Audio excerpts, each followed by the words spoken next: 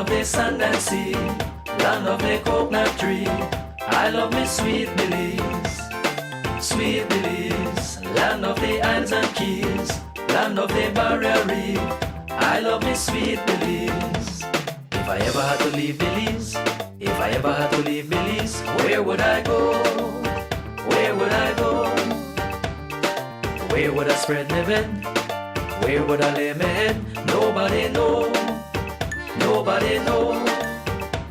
If I ever had to leave me home, no other place we ever roam could be like Belize, be like Belize. Sweet Belize, land of the sand and sea, land of the coconut tree. I love me sweet Belize, sweet Belize, land of the isles and keys, land of the barrier reef. I love me sweet Belize, Creole and Garifuna.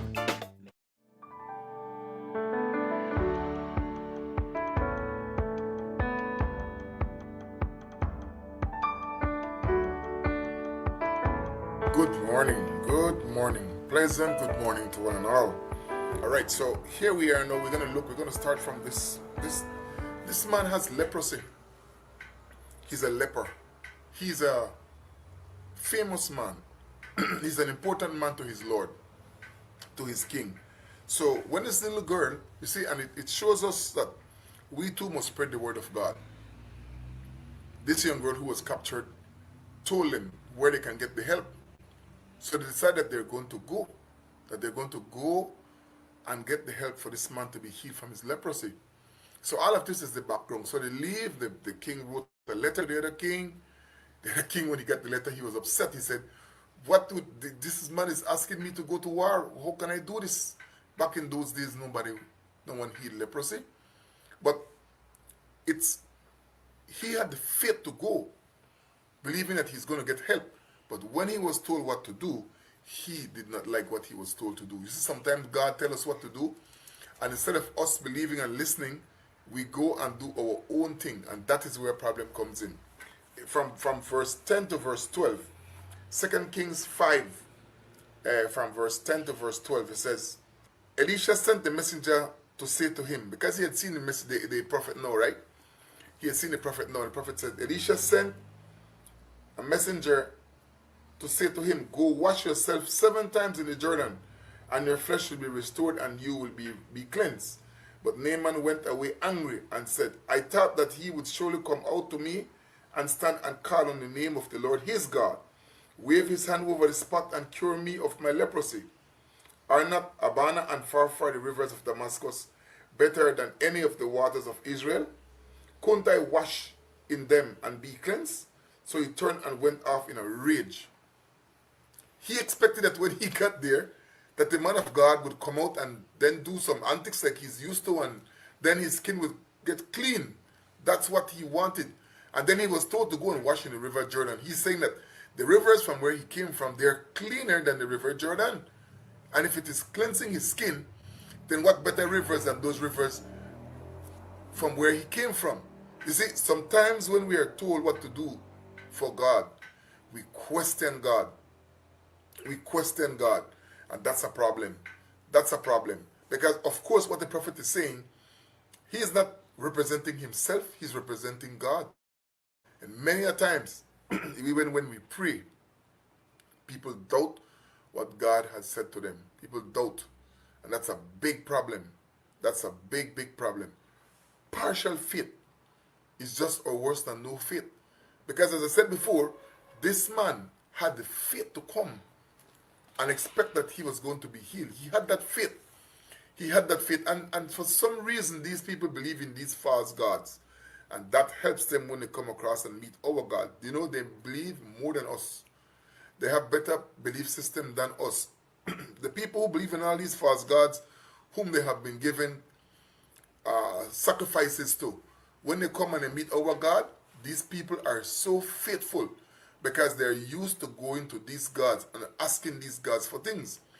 We have distanced ourselves from our God. We don't have that kind of relationship with our God, even though our God is a loving God, unlike those gods that these people serve.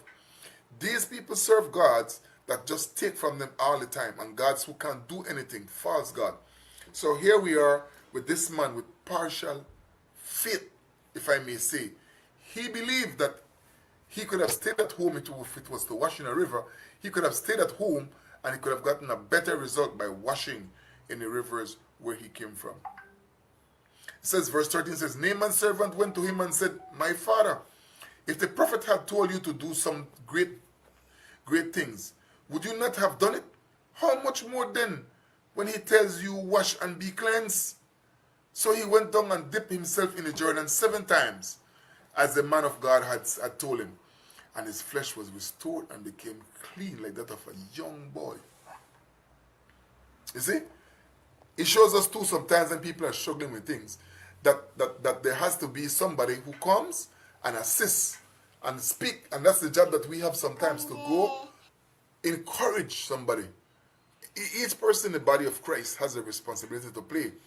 So we see where this man has an encourager, somebody who told him, man, you should just go and wash yourself, man. That's what the prophet told you. If you had told to do something else, you would have done it. Go and wash yourself. When he obeyed, and it shows us that obedience, because when he obeyed, he said that his skin became clean like that of a young baby. So here he is now, another man is now, who is displaying first doubt. And you will see that afterwards, if we continue reading the story, that this man recognized that God is God. So many of us who live in this part of the world, this side of the world, we say we believe in God, but we have never given God a chance. People don't believe that our God is able to heal.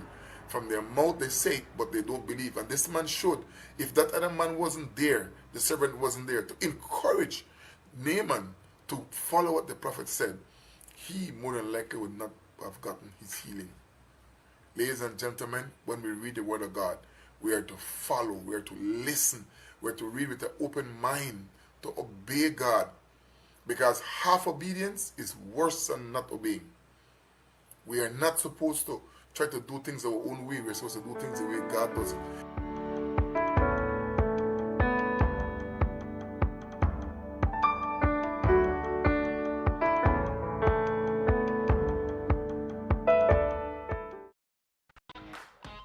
The end of the year is coming, and you know what that means, right? Yes, Apples for Kids has returned, and the time to order is now. The process will be different this year as our partnership with Caribbean Chicken grows. But no worries, it will be the same premium Red Delicious and Golden Delicious apples. So order your box now for only $120. Make sure to call 671-6354. But if you are from these areas, then these are the numbers to call. Bringing hope one box at a time has never been easier. Every box you buy will continue to support Belize camping experience in creating a positive impact in the lives of our children and youth. That's what Apples for Kids is all about. BCE, Belize, changing Belize. Blessed Gardens is servicing home gardens across the country from the nation's capital and helping Belizeans reconnect with nature. We have everything you need for your home garden, so get growing. We have various types of soils: fortified soil, composted soil, potting soil, and pure compost for your garden. We have quality seeds and over 65 varieties of food seedlings for your garden. We even have organic insecticides available, EM soil treatment, and Polyshade for your excessive sun or rain. Blessed Gardens has all your garden solution in one location. Call 610-5679. Visit us at the Bubba Pan Market Plaza or enjoy our free deliveries across the country. Blessed Gardens. Get growing, Belize. Attention Belmopan residents. This is an important reminder regarding the proper disposal of debris in our community. As per Statutory Instrument Number 122 of 2005, Section 10, Subsection B, residents are strictly prohibited from placing debris on the buffers, Violating this regulation is considered a ticketable littering offense. Residents are encouraged to use private contractors or contact the Belmopan City Council to make arrangements for debris disposal. If you need assistance with debris disposal, please contact the Sanitation Department at 822-2271 extension 2019. This message is brought to you by the Belmopan City Council. Let's work together to keep our beautiful city clean and safe. Thank you for your cooperation.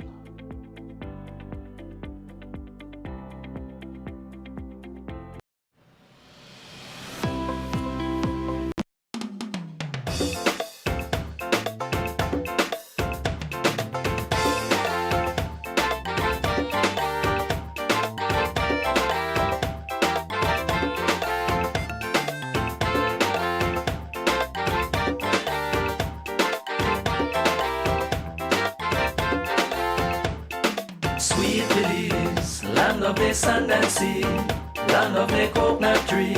I love me Sweet Belize, Sweet Belize, land of the islands and keys, land of the barrier reef. It's I love Thursday me morning here at Plus TV, and you are watching Rise and Shine. Good morning across the nation of Belize. Thank you so much for joining us. It is Thursday, the 5th of December, and only 20 more days to Christmas. How you like that? Thank you so much for joining us on a beautiful Thursday morning. Louis Wade and Scott Sturm in the house with you this morning. Scott, good morning to you. Morning, Louis. You're all long sleeved up. That's right. That's right. I only get to wear these shirts for a certain time in the year, right? And it probably dry season. I'll cut off the sleeves and turn it into short sleeve, right? But Louis, I almost pulled my back when I slipped on the ice this morning on my It was driveway, cool. right? It was so yes, cool. it was ice. So go ice skate. You got me there. Yeah, before it gets too warm. So Well, the general forecast for this morning calls for a fresh northeasterly air flow to prevail. For the next 24 hours, it will be sunny with a few cloudy spells with little or no rainfall expected. Tonight, it's going to be cloudy at times with isolated showers and a few more in the south. Marine conditions, winds are blowing from 10 to 20 knots. Wow, state moderate to rough with waves 5 to 7 feet. So there is a small craft caution out for occasionally gusty winds and locally rough seas in the northeasterly to easterly swells. Operators of small craft are advised to exercise caution. Temperatures got 85 degrees inland will be the high, but 67 was the low. That's earlier this morning. On the coast, 83 was the high with 74 as the low. The beauty of the coast is you have the sea that kind of keeps things a little bit warmer.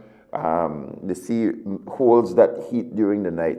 But in the hills, 74 degrees as the high and 60 as the low. So the outlook for the next 24 hours, cloudy at times with isolated showers on Friday, and then a few showers or isolated thunderstorms occurring mostly over the coast and southern areas on Friday. So the cool continues. That's the cool right. weather continues. Louis, I would have thought that it was less than 67 this morning, according to my feel. But I think it's slowly going down more. So every time it's the coldest you've felt for a while, That's right? true. So, but it's good. I love this time of year, Louis, and I love it when it's sunshiny and cool and kind of more dry. You can get more done, Drew. You can move around and it's more comfortable. Great. It's great for work. It's great for everything, actually.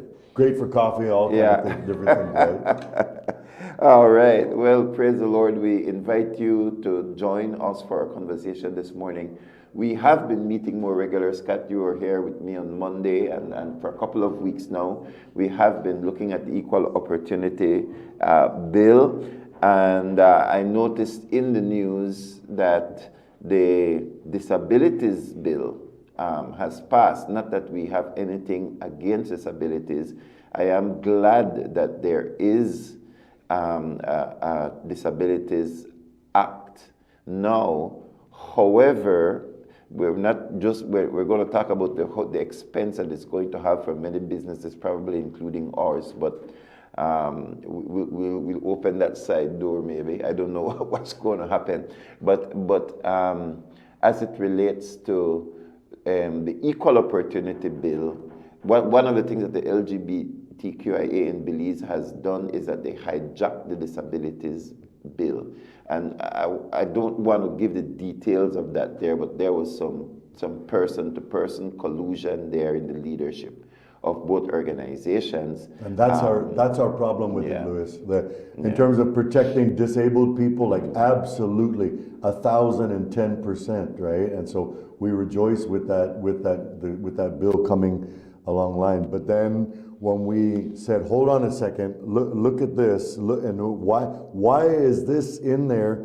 And the church was chided for how dare the church, come against protecting disabled people. And we said, no, it's not that. It's just other stuff that's been inserted. So that tells me, Louis, that there's something else that they're working towards. And I call it deception. It's not straightforward. Well, I think the minister and the government is trying to cloak it as an equal opportunities tribunal for the disabled. But it's getting that foot in, right? So who doesn't want to ensure that disabled people have as normal a life as possible? We are all for that.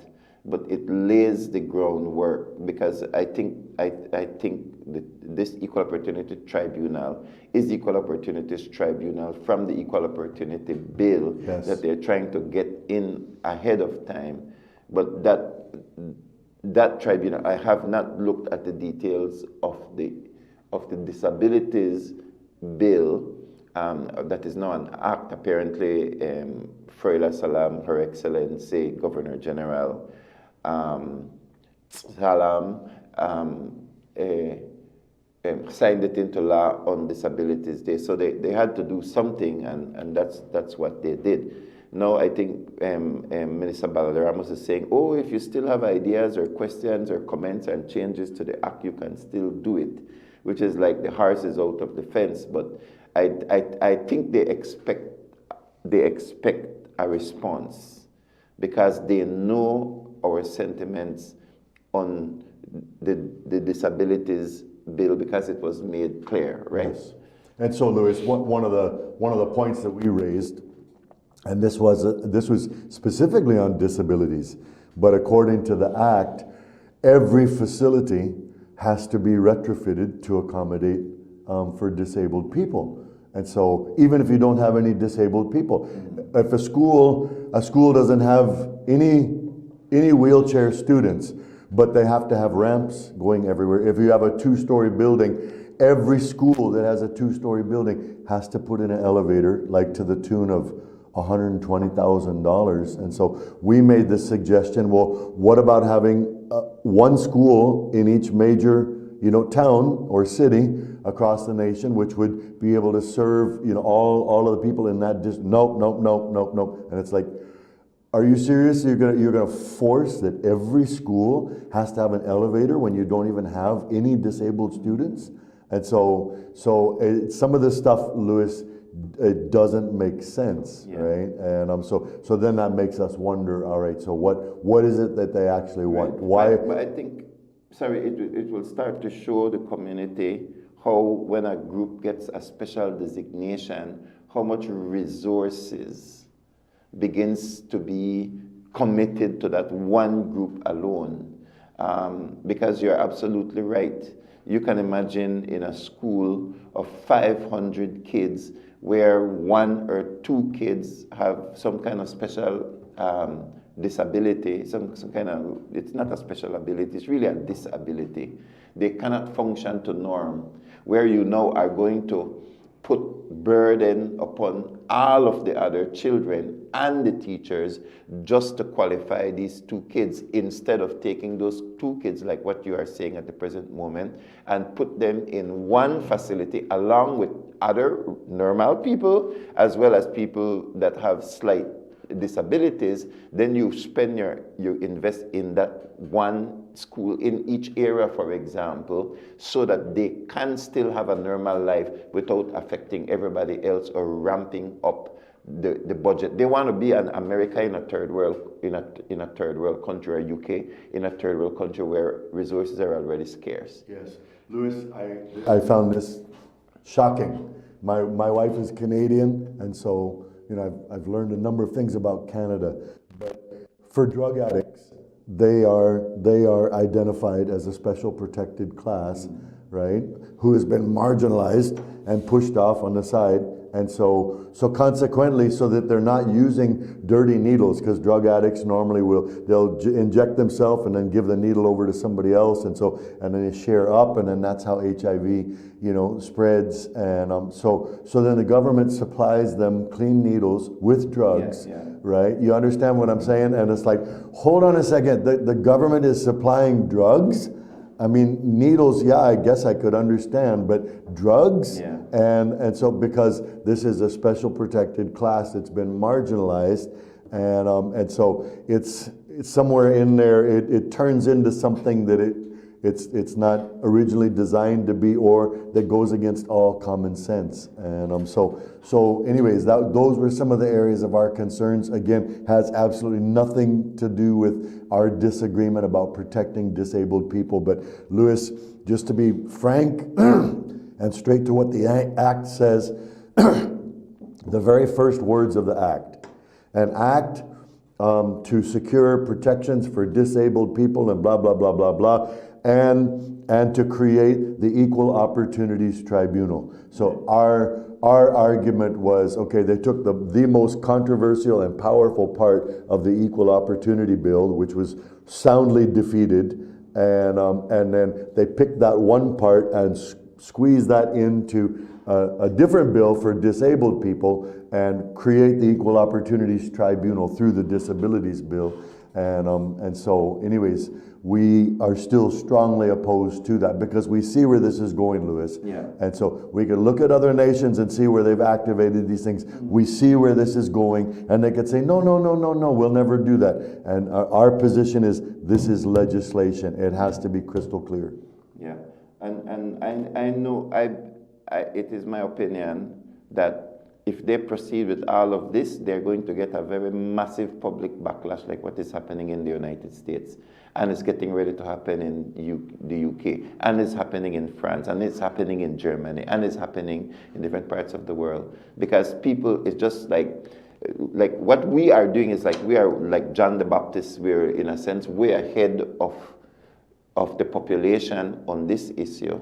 And so we're saying, this is going to happen, this is going to happen, and the government is like, no, but it's going, should they run ahead with it, they will feel the full brunt, the people will feel the full brunt of it, and then there's going to be the backlash on the government. So that's one of the reasons why it's kind of like, where you're trying to hold back, you're trying to hold it back, but on so many points, like there's a part of my mind that says, you know what, let them put it into effect. And watch what's going to happen, right? Because sometimes it's not really until it happens, like in the United States, when they begin to trans children and all of these craziness begin to happen, that you begin to see how the law empowers all of this craziness. But we have a clip from Dolores Balderrama Garcia. There are a couple of clips, so we're going to line them one behind the other so that we can see her comments on the Disabilities Act. Note again that we don't have any significant problems. There's a problem with every legislation because it's man-made. And in this particular case, it's going to have a heavy financial impact in the economy that we are already having major problems with inflation. Cost of living is extremely high. We are barely surviving as a business here at PlusTV, and many other businesses are barely making it. And yet now, here comes this disabilities money. But beside that, the primary problem that we have is this Equal Opportunities Tribunal. But let's hear what Dolores Balderrama Garcia has to say. It comes from her ministry. Within a year, most institutions, ministries, and large businesses will need to make adjustments for disability access. So you have a window of opportunity, but we will be looking at larger businesses, government in particular, to make sure that there is disability access. As we know, the National Assembly building itself has been completely gutted now for full renovation so that they can put in an elevator, for example. We also have an interministerial task force looking at how we can bring into place some of the other practical changes. For example, we are supporting the Ladyville police station on Poinsetta Road in Ladyville. We're assisting them to put a ramp for wheelchair access for somebody coming to the station for whatever reason. So I think that not only the awareness, but also making sure that we walk the walk of making our citizens more able to have that mobility. The electric buses, you can get a wheelchair in there now, not true? So I think we are definitely moving in the right direction. We're not asking a panades shop to put in a ramp, but we are asking Bowen and Bowen, the Row group of companies. I'm just pulling it out. Already many of them do have that access, But again, what we're saying is make a double check. And like I say, it is the larger companies that will be able to afford to make those changes. So we're not expecting the panade shop to put in a ramp, but we are saying, for example, because I am a politician here, no? For example, election and boundaries office needs to be on the ground floor of a building. So because you cannot expect somebody who is in a wheelchair or has another form of disability to be going all the way upstairs.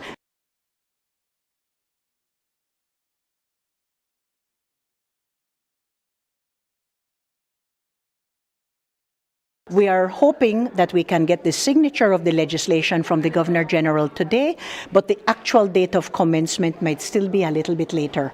However, the Attorney General has advised that because the bill, and now it's an act, has passed both the House and the Senate, making changes may have to be by amendment afterwards. But I do want to make the assurance, or to give the assurance to our social partners and the church partners in particular, that we have not closed the door. We are willing to accept some of the recommendations, and we can do so as we go along. Celebrating 35 years of something is a big deal. And it feels that the ministry was able to bring especially the children out today.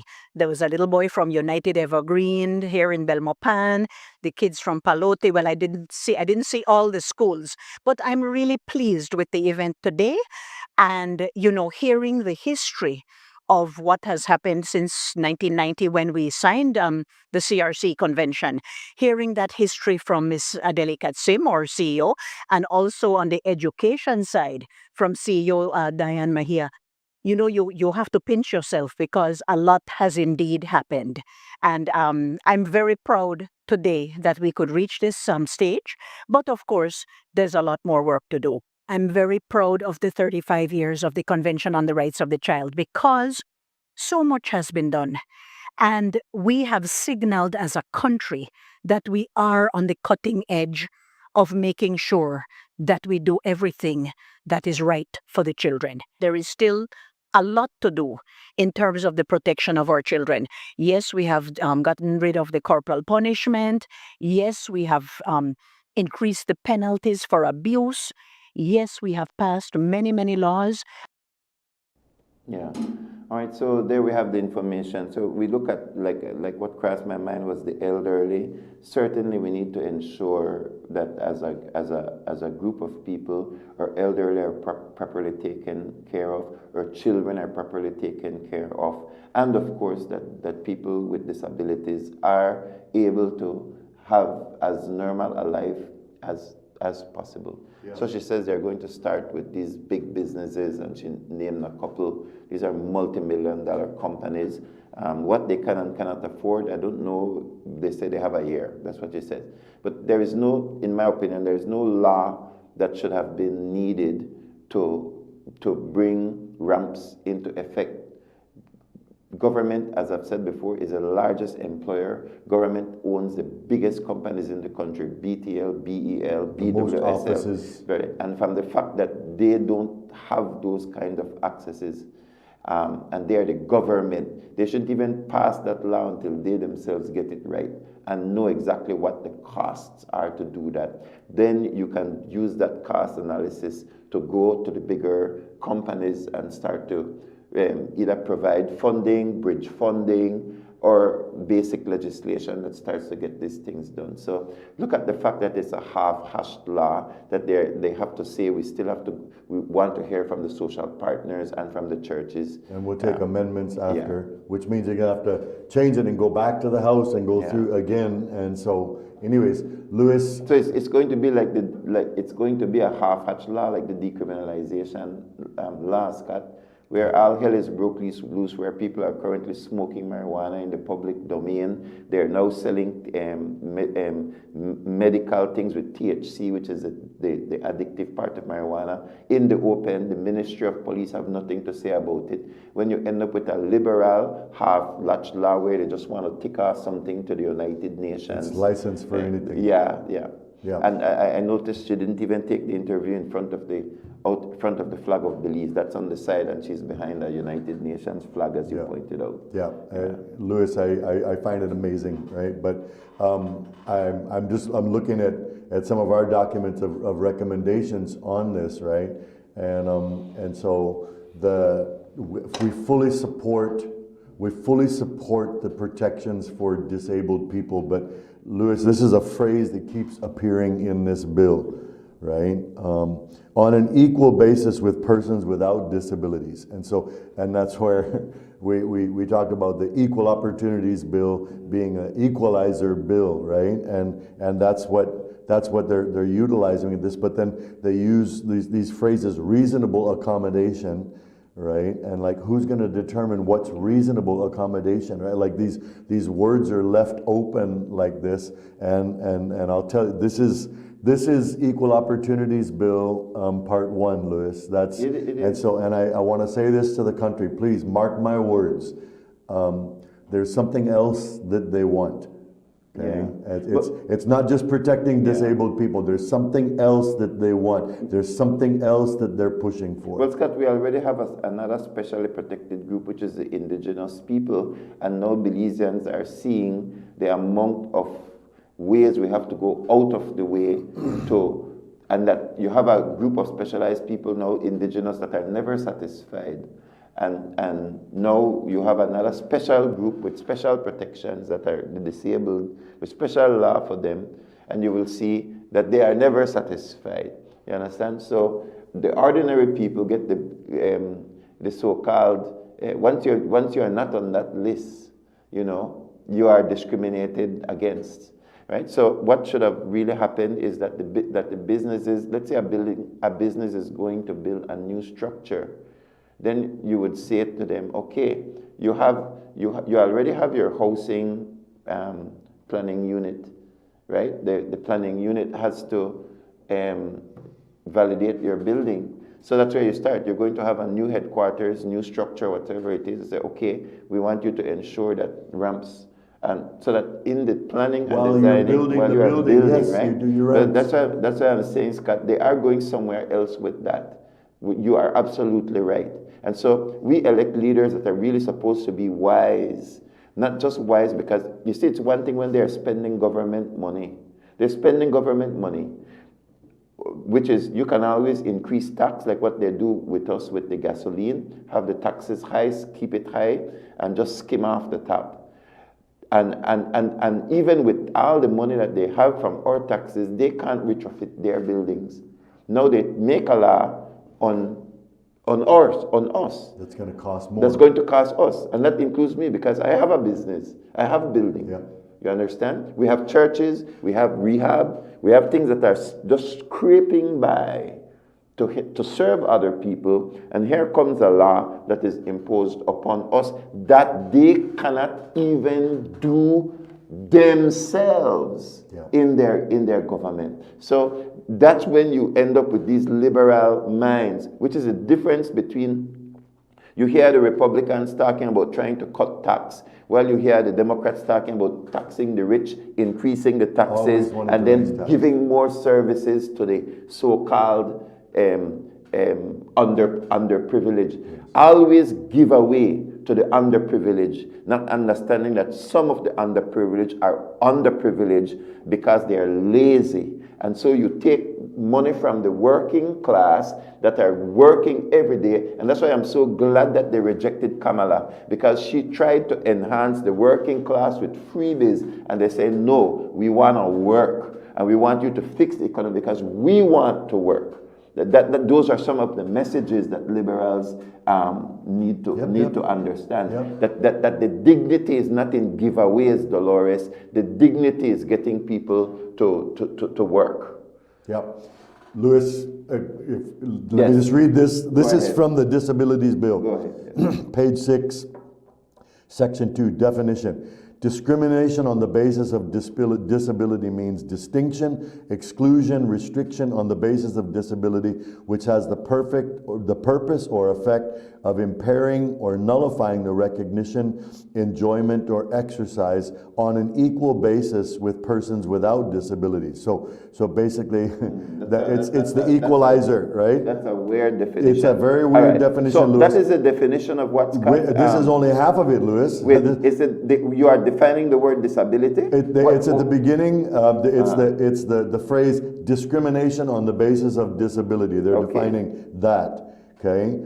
On the equal basis of persons without disabilities, of the quality of life and well-being in the political, economic, social, cultural, civil, religious, education, or any other field, and encompasses all forms of discrimination, including the denial of reasonable arrangements. Okay. And so, Louis, what I want to say, we had the disabilities bill. We had access to top international, global, constitutional experts that helped us with this. And one of our comments on this language is aspirational and utopian. It's almost Marxist in tone. Louis, without talking about disabled people, how can you get in and equalize, the impairing or nullifying the recognition, employment, or exercise on an equal basis of somebody else, and the quality of life and well-being in political, economic, social, cultural, civil, religious, educational, or any other field, without even discussing about disabilities. People are experiencing quote-unquote discrimination because of what they perceive as their lack of access to these. But this is saying, it's coming in with this. Yeah, and the dictionary, Oxford Dictionary, defines a disability as a physical or mental condition that limits a person's movement, senses, or activities. Perfectly fine, perfectly normal. Yeah, we agree with that. And you see how short it is? So that's what a disability is. That's what Belizeans know and understand a disability to be. That it's physical or it's mental, and it stops you or slows you down from access, movement access. You understand? Yes. It's not, you're not shortened from the service. You are shortened from the physical access to the location that gives you the access. It's totally different. Because the reason why we try to go online and try to put as many things online as possible is that from the comfort of your home, you don't have to go to the building physically, but you can simply apply in. Yes. So which here is a benefit to them and benefit to you. Right. Everybody wins. Everybody wins. It's win-win. Yes. It's not putting the scale, your finger on the scale for a group of people, because that's equity as opposed to equality. We have a call. Carla, good morning. You're on the air live. All right, we'll ask the call. Scott. Yep. And so, Louis, what we're trying to say, Belize, is that this is about, it's not about disabilities. It's about something else. And so, and again, we've been dealing with this. Louis, the Equal Opportunity Bill came to a head in 2020, but we had been working on it for at least a year and a half before that, right? And so we're talking about, 2018, and here we are in 2024, and we're just saying we've been digging into these things, and we've been digging into it with top senior council attorneys here in Belize, I've mentioned this before. We lock ourselves in a room, Louis. We order in food and we put the bill up on the big screen and we're all going through it all together and trying to notice, okay, where are the loopholes in this? And any legislation, Louis, where there's a loophole that the way that it's worded, well, that could apply to a different situation, which is not intended towards, but the way that it's worded, it would allow for that. And so they keep using these words reasonable, a reasonable accommodation. And so reasonable is so relative, Louis. It's such a wide ranging, and who's gonna define the reasonable? And what we're saying is this Equal Opportunities Commission. So the Disabilities Bill is Equal Opportunities Bill Phase 1, Part 1. Yeah, and that's why we're saying hold on. We fully agree with supporting, helping, assisting, protecting disabled people and making sure that people that have true disabilities are being cared for, Louis. We fully support that. So please don't try and spin this around, right? We get that call. The caller is back. Caller, good morning. All right, we lost the caller again. So I think we have repeated sufficiently that we are not against the Disabilities Act, and many parts of this very specific Disabilities Act are good, but as it relates to the Equal Opportunity Bill part, because what they did, for those again who are tuning in, just beginning to get to understand what's taking place, is that the Equal Opportunity Bill that we killed 3 or 4 years ago, 2020, the ministry resurrected the same bill, then took out the Equal Opportunity Tribunal and put it in the Disabilities Bill, and then send that ahead. All right, so that one's been signed, sealed, and delivered. Yeah, and you said, Scott, that the church was able to meet with the Attorney General. The government set that up. What happened? What happened? I think we asked for that because they were saying that everybody has been consulted, and we as the church said, excuse us, like nobody has talked with us about this bill. For us came out of nowhere, and so we were able to sit down with the Attorney General. To this day, I'm one of the executives that are involved with this, I have not seen any results of that. So I assume that that's what Minister Dolores is talking about. We're going to be able to move forward. You know, we want feedback and input from all of these, including the churches, and so we can amend it, but we're going to go ahead and set this in motion. And so that will be the true test, Louis. Yeah, that will be the true test right there. I have a hard time with that. Yeah. No. Well, it's my opinion, my personal opinion, that if the tribunal of the Disabilities Act mirrors the tribunal of the Equal Opportunities Bill, that we should mount a lawsuit, because I am 100% sure that the tribunal is unconstitutional. Yeah. And you don't have to wait until that tribunal get into effect before you mount a lawsuit. We need to show them that we are serious, that we know what we are talking about when it comes to creating a court outside of the court system that seeks to muzzle the court, and then also seeks to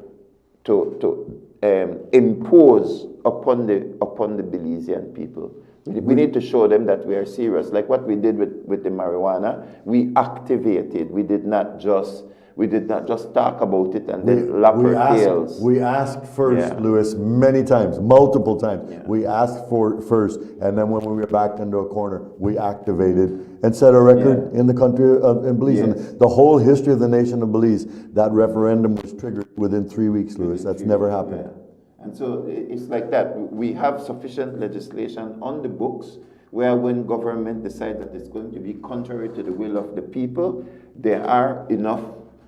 There's a need for much more, but there need to be able to say no as a people. And I don't care if they call us a church, because church is people too. Disability people are people, indigenous people are people, church people are people too. And we have a right based upon our convictions. Don't let, if you are out there, you don't have to be a pastor or a religious leader to have religious convictions. You have a right to religious conviction, you have a right to religious belief, and you have a right to act and vote upon your convictions. We have the right to organize on our convictions. So don't let the media say, oh, then church people, or the politicians, oh, then church people. They said the church. It's not always the church. That is a lie, Scott. Yeah. We are church leaders, so we lead. But the fact is that we know that there is a substantial group of people that share our Christian values, and it's the values that we act upon. So we do not seek to, as the church, not muzzle the state, but we seek as citizens. That is why I sit here. I sit here as a citizen who love my country and have certain values that I agree with and disagree with, that I want my leaders. So I recognize I am one voice in 500,000, but I think that there are 250,000 of us, maybe more. Yeah. That's just the way I see it. Yep. So religious leaders have an important role to play to protect the institution of the church and the value system of the church. But every single individual who shares our values, whether you are PUP, UDP, no P at all, you have the right to participate in the democratic process based upon your personal belief on these issues. Yeah, it's true, Lewis. And I think the fact that goes together with that, Lewis, is most people have never read legislation, much less the Constitution, right? And so, but then that's where those of us that have, I mean, you're swimming in Constitution stuff for what, the last year, year and a half, 2 years? And it's been an awakening for you. It's the constitutional experts that have been brought in to be able to speak to the PCC, to be able to help them be able to understand these are the parameters, these are the guidelines, and one side is saying this and another side is saying this, and this is where constitutionally that has to be balanced. And so it's partly... You can see very clearly from these legislations, Scott, that the politicians themselves don't understand the Constitution and the freedoms that Belizeans have. Yes. Because rights are inalienable. They're inalienable. So when a person writes legislation like the Disabilities Act or the Equal Opportunity Bill, and you see very clearly where rights are being infringed upon, they themselves have not read the Constitution. Yeah. You see? So that's why Belizeans need to be emboldened and need to speak out and act out. And I know, based upon all of the feedback that I get on the Equal Opportunity Bill and what we're doing right now, that Belizeans understand what we are complaining about. Yes, and Lewis, they might be small things, but they have huge ramifications. Listen to this. The definition, we're just getting into the definitions. The first thing in the bill, Lewis, after the heading that describes what it's for, they go into definitions so you know what you're talking about. Listen to this. Definition of person with a disability includes any person who has a long-term physical, mental, intellectual, or sensory impairment, okay? So most of us would look at that, okay, yeah, that looks good. And so it uses the word includes, which means that there's other categories also that are not listed here. And so we ask for that word includes to be repealed and insert the word means. And so when it's means, now it's locked down here, but includes means that there's all kind of other things that could be added into that. And this same terminology is right there in the Equal Opportunity Bill. When we're actually talking about gender identity, sexual orientation, all of these lifestyle choice issues that people have that they are now demanding as a protected characteristic, which means that you cannot discriminate against them. Yeah. And sensory is physical. So once you say physical and mental, you really covered everything. Exactly. Right? And so the word includes, we talked about that in the Equal Opportunity Bill as well, that they, rather than say is or means or refers to, they use the word include. The definition of sex. Right. Means of being heterosexual, homosexual, or what was the and it says includes heterosexual, homosexual, and intersex. I think includes. So that means that there's other things also, and we're saying no. Let's stop right there. So they keep it open for policy, and they keep it open for liberal judges to interpret and to read into. That's really what they're doing. Right. So, and law needs to be specific, not general. And this tells you about the progressive mentality, which I don't know, Scott, but more and more, in my opinion, we need a conservative political party.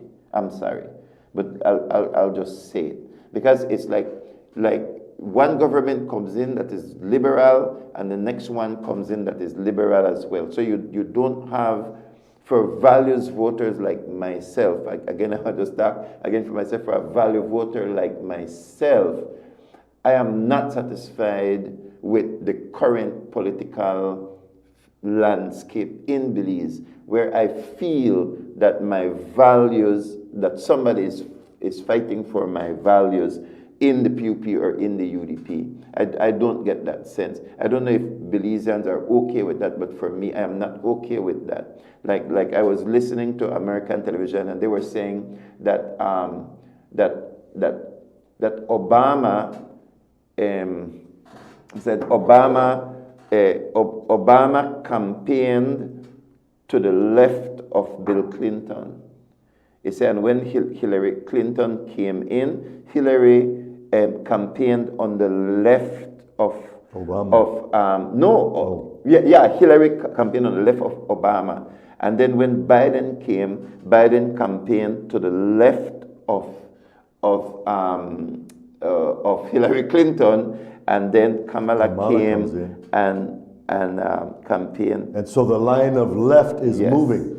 That's why you have guys like Bill Maher, a comedian who has been considered extremely left, extremely progressive, and he's crying foul, saying, what in the heck, these people are idiots, like they've lost their mind. And he's talking like a conservative, saying this stuff makes no sense, and fast forward this, and look what's going to happen, this is the, and I'm sitting there going, what? I can't believe I'm sitting here listening to Bill Maher. I would never listen to him before. Never. But he himself sees it, Louis, because the definition of left is moving that way, which also affects the definition of moderate. Right. It affects it because the center and the moderate is... The center, if it's absolute, Louis, center stays here, and now you're 2 miles away from center. So if this is Bill Maher, and there are many more of them, Clinton was here, Obama became here because they voted for all of them. And then all of a sudden, left just keeps moving. And so it's like you have a vehicle that veers to the left. You know, it veers to the left. And so what conservatives try to do is try to get that balance back, like this way. That's what we do. On a vehicle, it's called alignment. Right, you need alignment. And so, there's a political alignment. That's what happened. But the problem is we're not just having it with one political party, we're having it with both. We're having it with the UDP and the PUP in Belize. You understand? Yep. So it just becomes a matter of time before we begin to bring up laws, just like we did for UDP. Again, now here we are with the People's United Party. We have the disabilities legislation. They want to bring marijuana legislation, and then you have equal opportunities bill legislation. Then very soon there's going to be marriage. That they're not interested in infrastructure, developing economy. What you're getting in is that lean to the left. That is what is happening in Belize. Why did they change the name from Women's Commission over to something gender, family, and this, that? Listen to me, folks. Listen to me. They're going to change the definition of family. Just like this. Just one little word at a time. They're debating it already in the People's Constitution Commission. Yes. I don't care.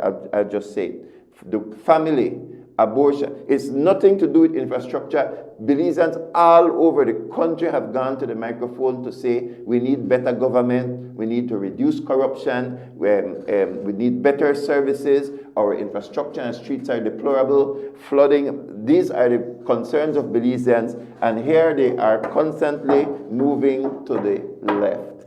That is what is happening in the country of Belize. And Rise and Shine, PlusTV, we are the only ones, as I said, that's a secular media house that seeks to try to say, no, we are not progressive.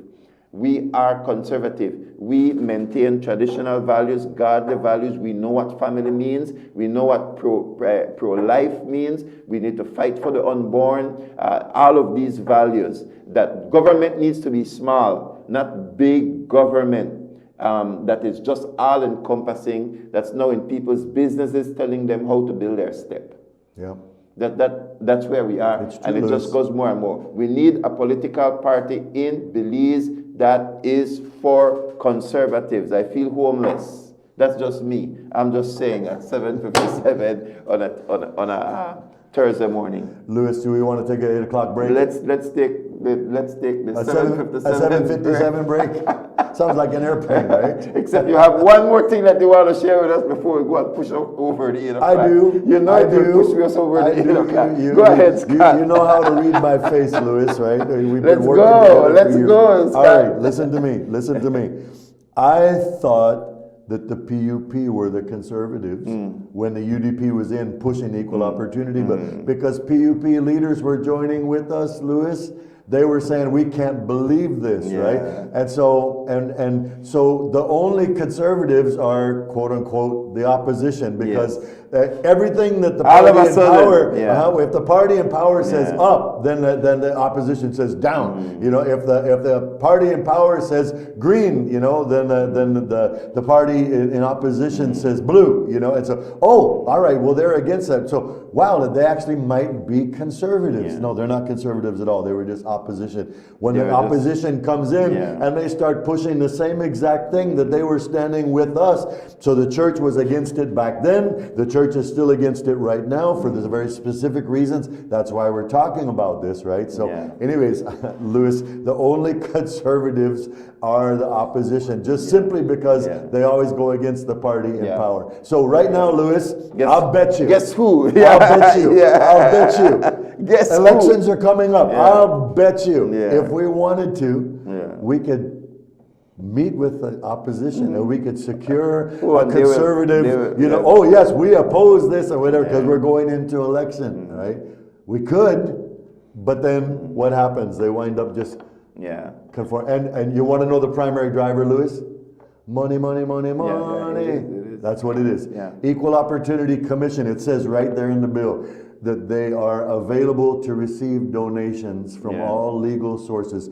So who's going to finance this massive micromanaging enforcement thing that they're going to put on every business, every school, every corporation, everywhere, from whether it's ramps or elevators over to how many LGBT do you have working in your business, right? That's it used to be discrimination to ask. And now they're coming around with an enforcement. That's why I also say, suppose if the church had come up with an idea and the church said, everybody, we're going to ask you how you have sex and designate an alphabet to you. That's right. Suppose the church was the one that came up with that and say, we're going to ask you who you have sex with and how you have sex, and then we assign a grouping to you and then label this group L, label this group, and then the church decides, okay, now we are going to give you jobs or not give you jobs based upon that alphabet. The whole world would be upside down, Scott. Yet that is exactly what the LGBTQIA, see, the plus two spirit group. Listen, Lewis, Spotlight Initiative, which is part of this whole push, all right? Spotlight Initiative is talking about an equal opportunity seal for businesses. You get the equal, in other words, you are complying, and those who aren't complying or whatever. Folks, please. The same trash that America just threw away, they just threw it has out. landed. And so, I loved it when President Trump said this. He said, this is not conservatism, this is just common sense. Common sense. My goodness gracious, that's why people shifted from this side over to that side in the election. And right now, you have a third party that called Belize People Front, and wherever you hear People's Front, that's socialist. And then you have the Progressive Party in Punta Gorda. Progressive, you hear the word progressive, that is liberal. So for me, none of them meet that criteria that I need as a conservative. I am a conservative Christian. I am a conservative voter. And that is what I'm beginning to see. Because here you have these parties that are constantly moving left. And I know that there are tens of thousands of Belizeans that feel exactly the same way. Because it's like you're always fighting. UDP come in, you're fighting liberal ideas, and here PUP is coming, and here we are again fighting these ideas that have nothing to do with national development. Absolutely nothing to do with national development, nothing to do with corruption, nothing to do with improving the workers, improving the funds that you have in your pocket so that you can have a better family life, national security and all of these things. Just these crazy ideas. It's 2 minutes after 8 o'clock. We missed the 7:57 break, and now we're going for the 8:02 break. 8:02 break. I got a lot to say right now, but we will take this right break. When we return. We'll be right back. You're watching Rise and Shine on PlusTV. Land of the coconut tree, I love me sweet Belize. Sweet Belize, land of the islands and keys, land of the barrier reef. I love me sweet Belize. If I ever had to leave Belize, if I ever had to leave Belize, where would I go?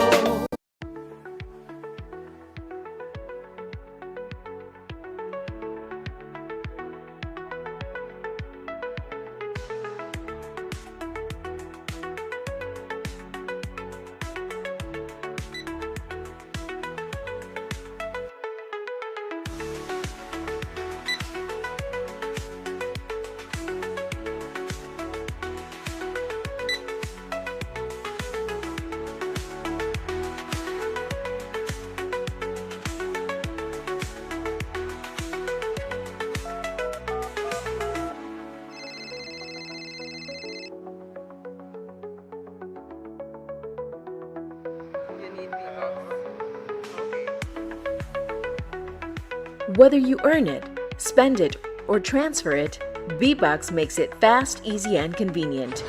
B-Bucks, rewarding loyalty.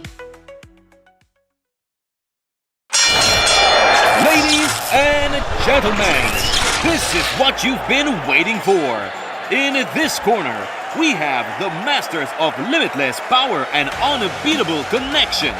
Pioneers of 4G LTE in Belize. It's the undefeated champion, Smart. And in the other corner, struggling to keep up, it's the other guy. Fight!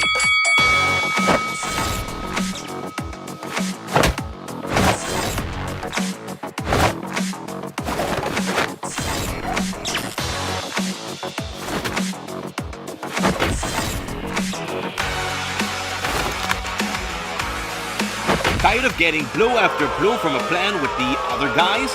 It's time to tap out and join the winning postpaid plan provider. Smart's postpaid plans are a total knockout to the competition, and they have once again powered up their postpaid plans. Sign up for one of Smart's boosted postpaid power plans today and experience the victory of superior service. Smart, bringing people together.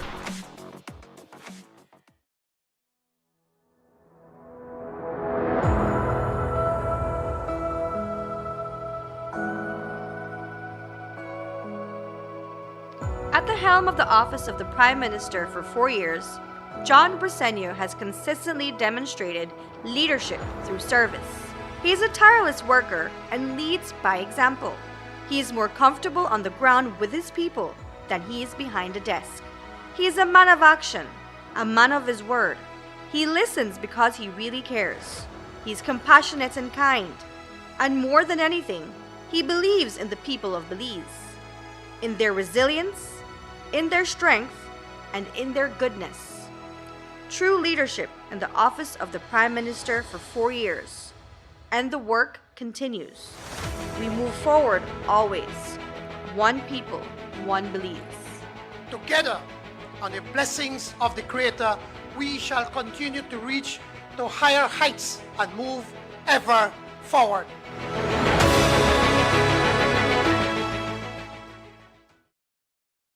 Leadership is the most fascinating profession in the world, and it transcends every part of our society.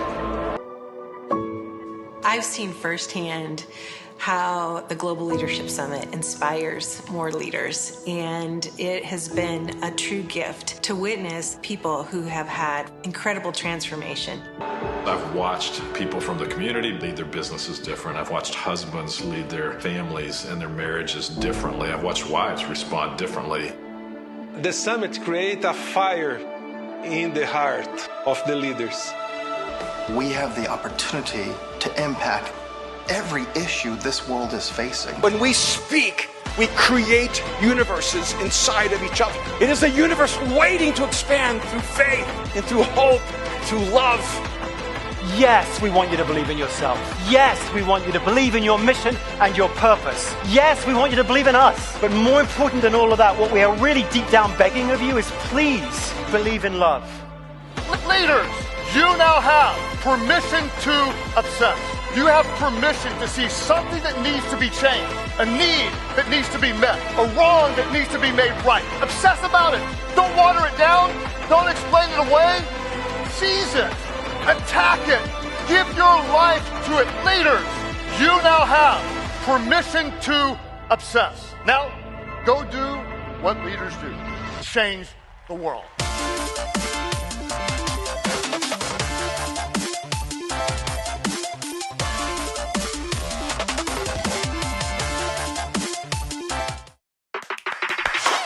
Attention Digi customers! Being a Digi customer is now even more rewarding with our new DigiPoints loyalty and rewards app.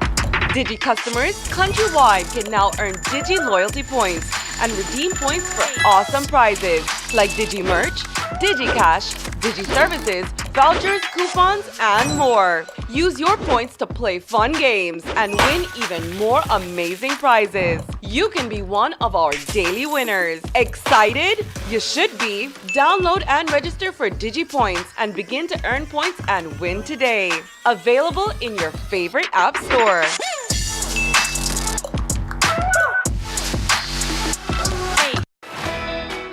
Welcome to the William David Fonseca parking facility, a modern, smart, and safe parking solution in downtown Belize City.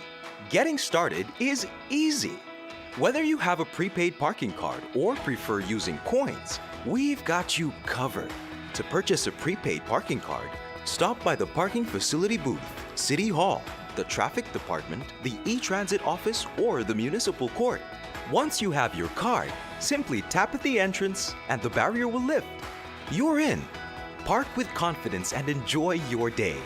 When you're ready to leave, tap your card at the exit and the system automatically calculates and charges your stay. It's that easy. Just tap and go.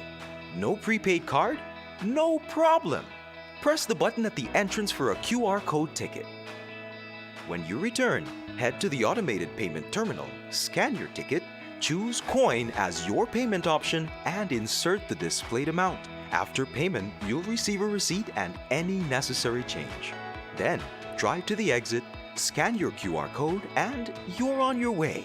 Experience the future of parking today at the William David Fonseca parking facility. Stay tuned for more updates and get ready for a smarter way to park. Your Belize City Council, always about the people. Let's Electronics on Road 40 in Spanish Lookout have just what you've been looking for, and at great prices too. At Let's Electronics, we stock flat screen TVs, home theater system, portable hard drives, unique electronic gifts, laptops, computer parts and accessories, digital cameras, an assortment of jewelry, and much more. Yes, at Let's Electronics, we do have the latest models in cell phones and accessories. We can activate and program for you. We are a Digicel and Smart agent. Come on in or give us a call at 823-0398. That's Let's Electronics in Spanish Lookout. Oh, I wasn't having a bad day. I just needed... It's here.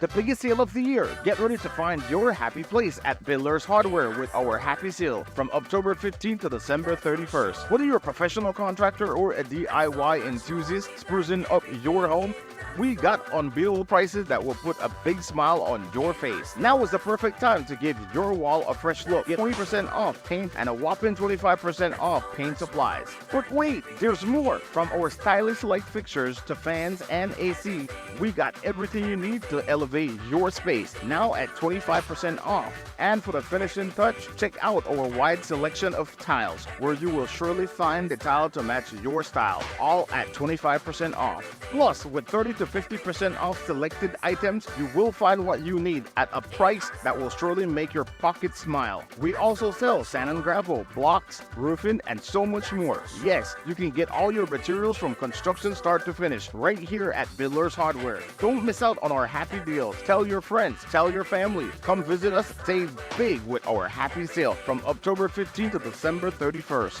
Builders Hardware in Belmopan. This is your happy place. We think our customers are awesome!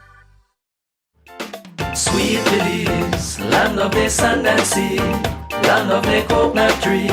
I love me Sweet Belize. Sweet Belize, land of the islands and keys, land of the barrier reef. I love me Sweet Belize. If I ever had to leave Belize, if I ever had to leave Belize, where would I go? Where would I go? Where would I spread my bed? Where would I lay my head? Nobody know. Nobody know. If I ever had to leave my home, no other place I ever roam could be. Thank you so much for joining us every morning. Thank you very much for your support, your prayers, your messages, everything when you stop us and tell us you watch the program. We're grateful for all of that. And we are definitely the only station that walks you through these bills. We absolutely are. So the other media houses will get guests that promote that promote these bills they don't walk you through a single law, but the reality of the matter is that it's not what is said in the interviews or the promotion of these laws, it's what is written in black and white. That's what law is, Scott. It's That's right, Lewis. And white. And so we've if been you talking lose about that, the equal opportunity bill. If you lose that, you start to lose your grounding, right? And then that's why what we're saying, Lewis, is that looking at this together with attorneys, if it's worded this way, it could be used for anything. Yeah, well, you see right there where Belizeans, when they hear disabilities and disabled person, we have something that we think. We say like, oh yes, that's a great idea. But then when you look at the definition of what a disabled person is, you realize that they are talking about a different group of people than you are talking about. It's true, when you Lewis. talk about, we use all the same words, and that's why the video from that professor that we did a few mornings ago is so important, because he said that the words as they use them have different meaning. He used the colloquialism. It's we're using the same words, but they have very, very specific ideology to those words. And then, Lewis, they keep changing the definition of words. The definition of gender identity in the Equal Opportunity Bill is different from before. It's way far different from the gender policy battle, of, I think that was 2016 or 2013 or something like that. Anyways, they're all new definitions. I've never seen some of these definitions before, Lewis, and they keep changing over and over and over, which is part of how these people work. They just keep redefining things. That's why we said before the break that they're going to redefine family and then start to be able to push that. So whereas, Lewis, you've mentioned about coming from a conservative position, the definition of conservative means holding fast to time-tested values you know, and position, like where conservatives are not necessarily interested in changing everything all the time, right? Like these things are time tested. And so for us as Christians, we're saying it's time tested in relation to the Word of God, you know, and these are absolutes. They're absolutes, right? And so when we were talking earlier about center is absolute, but when they keep moving the line, it becomes relative. Center starts to move farther over to the left, which is exactly what they want. So anyways, Lewis, can we jump into some stuff on the, if we could go ahead and queue up that PDF document in the analysis of the Equal Opportunities Bill. We've got a short time to be able to take you some of these points. We needed to touch base on this disabilities thing because, you know, it's the big news. They're celebrating this as a revolutionary, you know, bill, and we're going, this thing doesn't set right with us, because that's why we ask for certain things to be changed. Tighten up the wording more, right? And so, Lewis, up to today, we have not heard anything back from that time of consultation. So, Lord have mercy. And but anyways, if we could get that document up on the screen, and we're going to be going to page 36. It's point number 28. So that's 33. Go ahead and scroll up to where we go down. When you're scrolling, up goes down, right? So, all right, we did travel. We're not going to do that one, although that one's just kind of a blanket law, Lewis. All right, right there. Special measures. Special measures. Okay. Now, lest you think that this is talking about something right before this point, you know, Lewis, I'll show you here just for verification. This is the beginnings of a whole new part 3 on the legislation. Okay, so nothing was being talked about concerning special measures right before this. And so section 28, verse 1, or point 1, a person may institute a special measure for the purpose of promoting or realizing a substantive equal opportunity for a member of a group with a protected characteristic. I mean, again, these are just wide generalities, Lewis. Number 2, a person does not discriminate against another person by taking a special measure.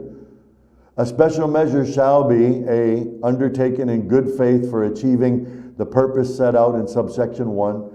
B, reasonably likely to achieve the purpose set out in subsection, so here we are, reasonably likely achieving the purpose, and so these are all just undefined. C, a proportionate means of achieving the purpose set out in subsection 1. D, legitimate, and E, justified. These are all relative terms, Lewis. Legitimate, by whose definition? Reasonably likely, by whose definition? Justified, by whose definition? One of the points in this Equal Opportunity Bill, Lewis, is justified discrimination. So, according to whose interpretation? So, see, that is discrimination. That's it right there. Right. It is. But it's justified discrimination, right, Lewis. Right. So then, according to their definition. Right. You see. So first of all, Scott, 28 is a nonsense law. Let's start there. Yeah. Right? Let's start there. That no lawyer, no judge, no legal mind knows what these people are talking about except they themselves. That's right. The we that Balderramos is talking about. She talked about a we. Who is that we? Who is that we? If I were there interviewing, if I was there as a journalist, the first question I would have asked Ms. Dolores, Minister Dolores, is who is we? That's what I want to know. Right? So, and then when they say we ready, who is defined? Yes. Who is the we? It's not us, and for sure it's not the church, because I know that the church has come against very strongly, and we know that society in general has crashed the Equal Opportunity Bill. Yeah. So I want to please put up back this special measure. So a person, as you rightfully say, like which person, anybody, may institute a special measure.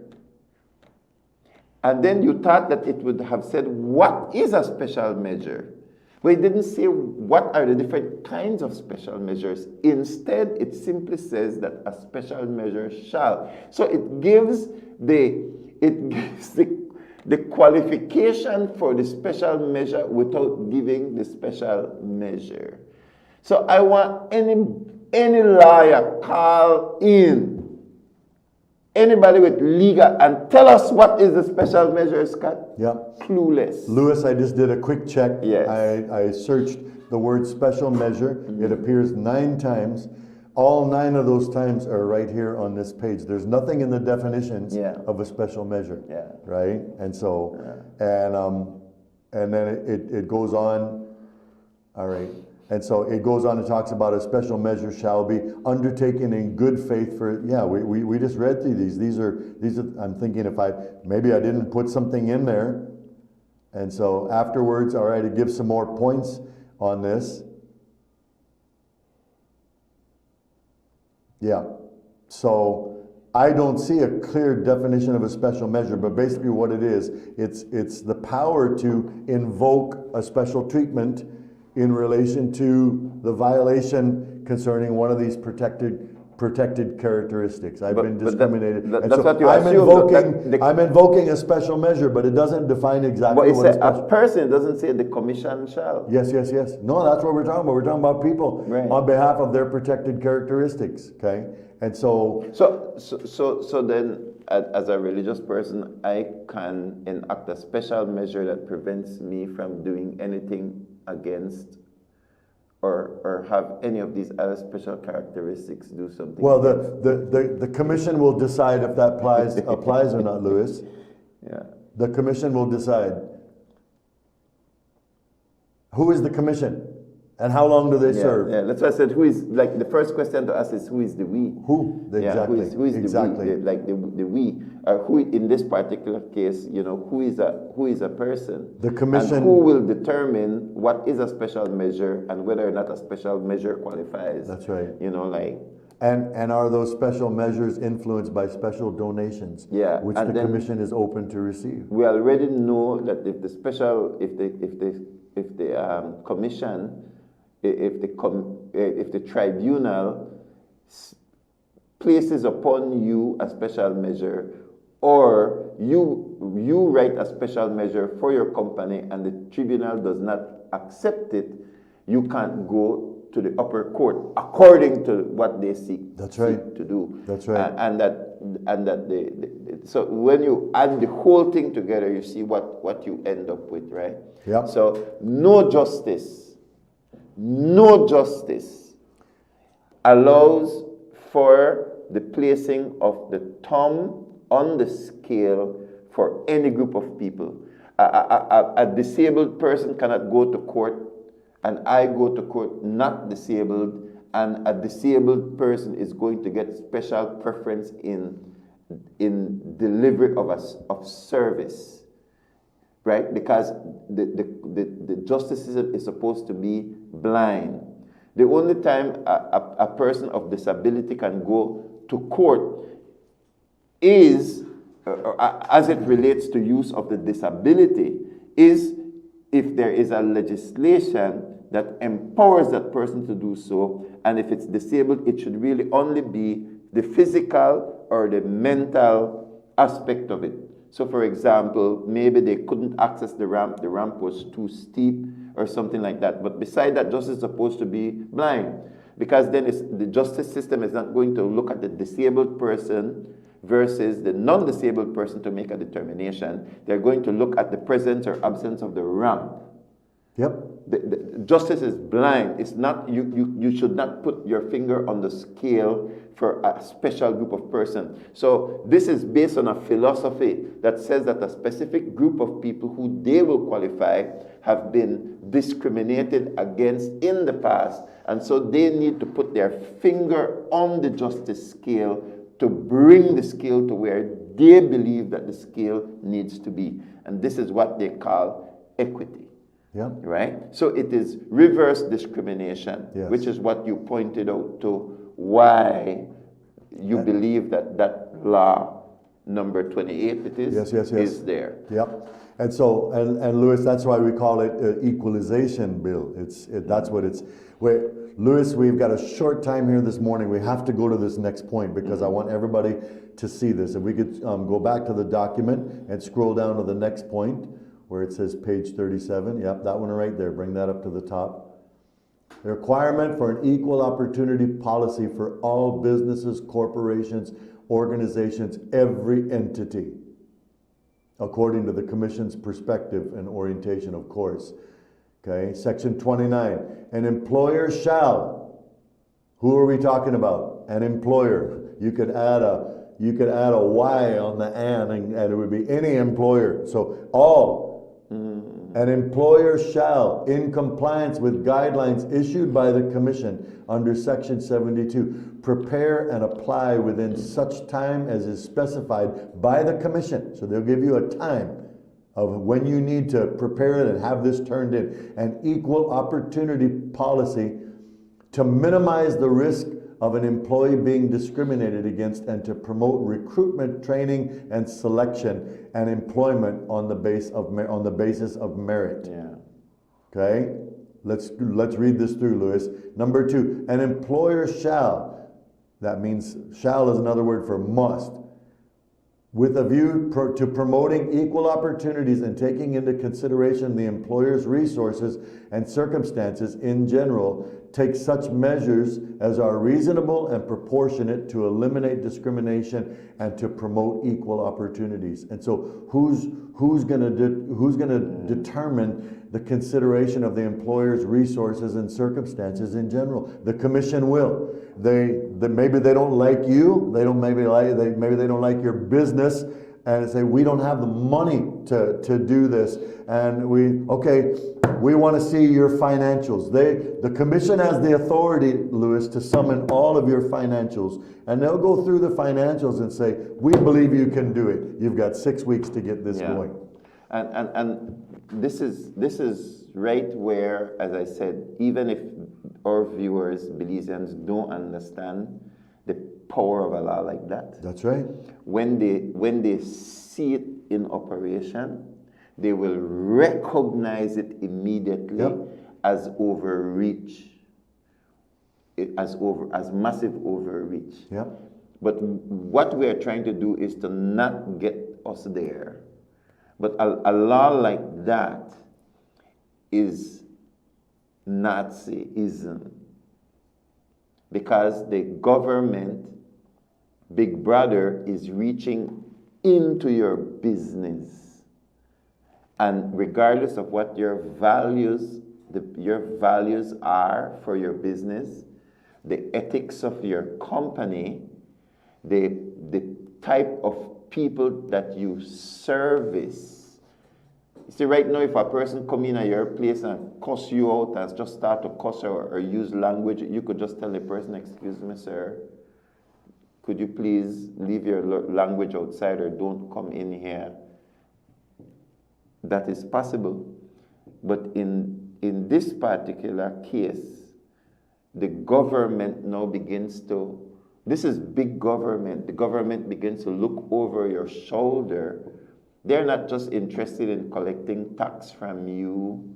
They are now imposing a value system on you through the Commission, enforceable by a tribunal, enforceable by charges to drag you before the tribunal, fine you, or put you in jail.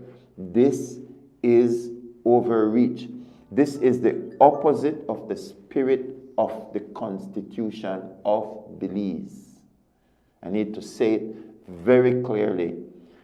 Government is not to be an all-intrusive force. Government is not God.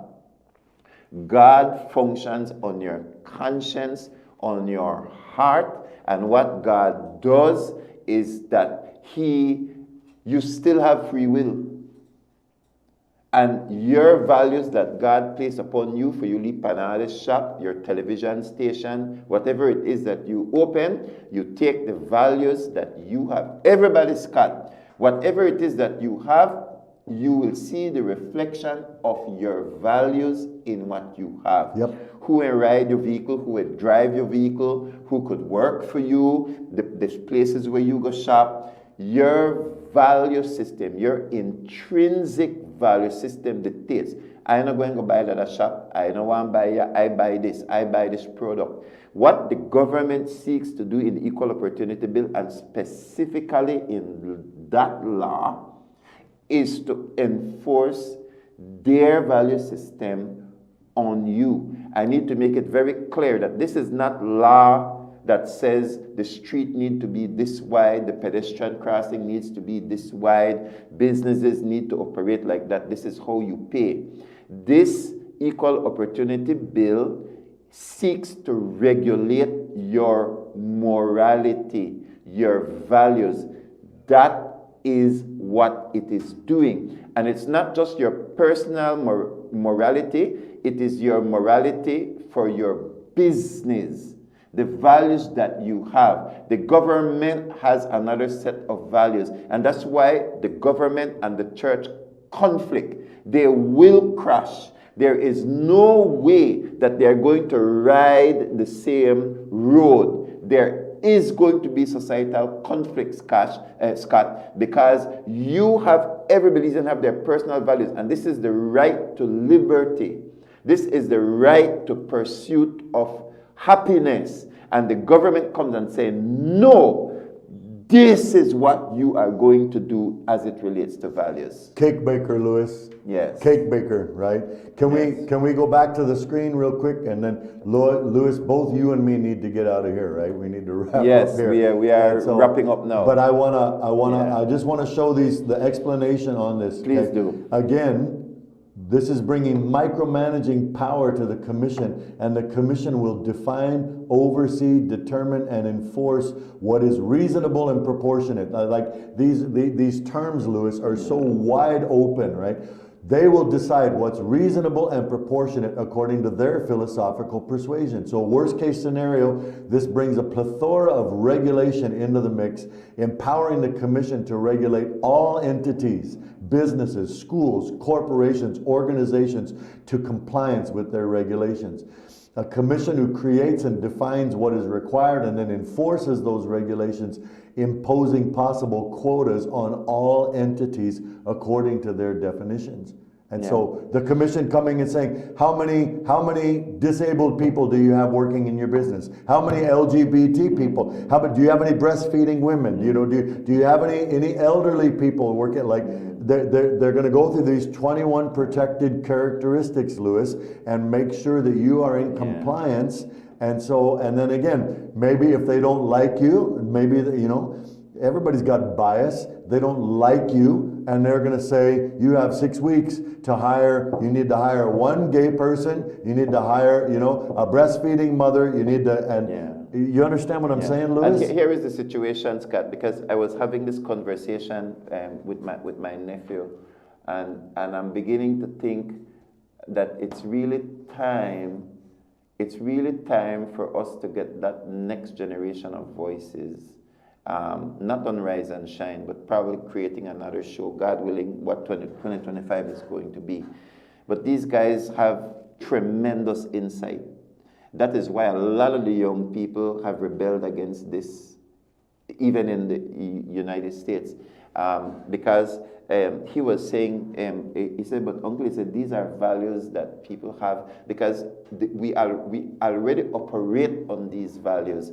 So for example, I might come into my company and I might have a heart and say, you know what, I think I would like a disabled person to come and work for me, and we're going to train them. Or I might come into my company and I might say, you know what, I think it would be good to have a female. Let's bring a female in and let's train her on cameras. Let's see what we could do. Or we might, a poor person, they might not qualify. They might not qualify for the post, but I say, you know what? This guy looks like someone that needs an opportunity. Come here, son. Let me give you a job. We all do it. We all do it at some level, something that's personal in your heart, that God lay on your heart. Your conscience says, boy, you know what? I think, make I give this person one chance. Let me ignore this inconsistency about this person, but let me just, the person does a good job. It removes all of that and enforces it as law.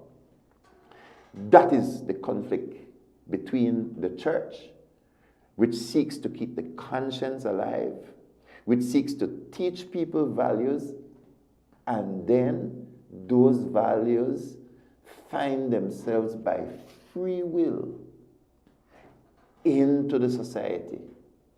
Like as a pastor, we teach values all the time. But and to us, it's the most important thing. Yes, but we can't enforce it. Because we recognize that the human being is made in the image and likeness of God and has a will to obey or disobey. We bring them in, we talk to them, we discipline them, but we cannot enforce.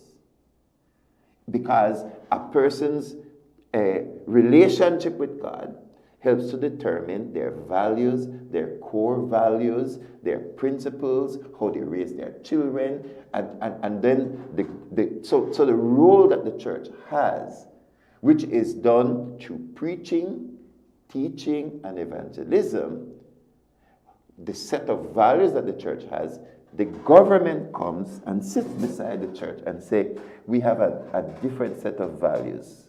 Like on marriage, we believe that a man can marry a man, a woman, and this is the definition of a family. This is the definition of a family. This is what we think about the unborn, and we are going to put it into law. Yeah. And those who break that, you see the spirit? Yes. You see the spirit? It is a totally different spirit. So the church has a set of values, the government has a set of values, and the government is now saying we will legislate it and we will look over your shoulder. And that is why the conflict between the church and the state, as it relates to human nature, will constantly be in conflict, because the church believes in free will and the human made in the image and likeness of God, and the government is now saying, no, we the God, we in charge, and we will put what we believe into law. Yeah. And if you're not like it, you will come before the commission, and if you're not like it, you will come to the tribunal, and if you don't agree with it, we will put you in jail. Yeah. It's a clash of values with the government using the force of government to put its value system in place. On all entities, all organizations, all businesses, all schools, all corporations, everything, Louis, all associations, everything. And so, and then how are they gonna pay the people, Louis, to do all of this enforcing of regulation? It's not going to happen from National Assembly. We got traffic jam now, Belmopan. Belize City is inundated with water. Even high tide, they wash Belize City out. These are the things we pay the government to fix for us. And they're focusing on They this. want to fix our morality. Yes. Your closing comments. Louis, I gotta go, and you gotta go, and so we have a lot to say, because these issues we're not making a mountain and we will out of a will molehill. not be silent. Yes, we will not be silent. Jail, fines, whatever. We're not going to be silent. There's a hill you have to be prepared to die on the principles of God. And and this verse, if the foundations be destroyed, where shall the righteous turn? And so this is the undermining of the foundation of our modern civilization. Family, marriage, the unborn children that are coming into the world, all of these things is a hit at the very foundation. So who will rise up and say, no, we will? That's what conservative is. We protect the values upon which our society is built, as opposed to a new set of values that don't believe in God. They don't believe in God. This is what the truth is. They don't believe that society should head in a particular direction. They believe any direction is a better direction. They endorse any direction except the godly direction. You see? Yep. So to the point where they are now redefining what a man is and a woman is. You can't get more basic. You cannot get more foundational than to define a man and a woman, then define marriage, then define family, then define who is a child and who is not a child, who is a person. That's what this government seeks to do. Yep, it's you true, Lewis. You can't get more foundational than that. All right? Can Yep. I say from all of us here at Yes, Rise and yes, Shine? Lewis. Like I said, I got a lot to say, but I need to go, and so do you, gotta go. right? God So bless you, Scott. Thank you, Always Lewis. a Thank you, pleasure. Belize, for Thank joining you, in and Belize. tuning in. If you are watching us on stream, share this video. Play it for somebody. Put it in your church chat. We're not here wasting time. Scott got stuff to do. I got stuff to do. But we start the chunk of our morning, what I consider to be the most productive time of the day, sitting here giving you information. God bless you, Belize. See you tomorrow. God Thanks, bless Lewis. you. Amen.